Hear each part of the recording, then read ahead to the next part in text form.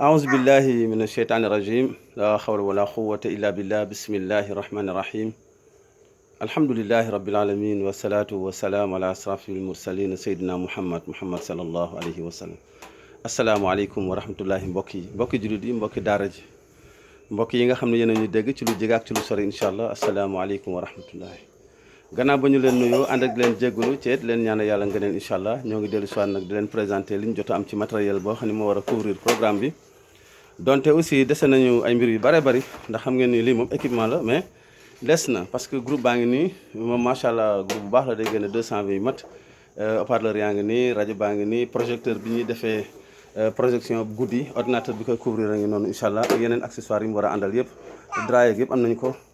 loolu la incha allah waaye daal xam ngeen rek liy dox mbir moom yéen xam ngeen ko bu baax a baax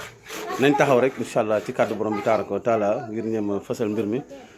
pour xeex awliya seytaane ci ay 76 bi nekk suratu nisaa yi yaax yi loolu nag farata la ba nga xam ni muslim yi macha allah daan ci sawar lool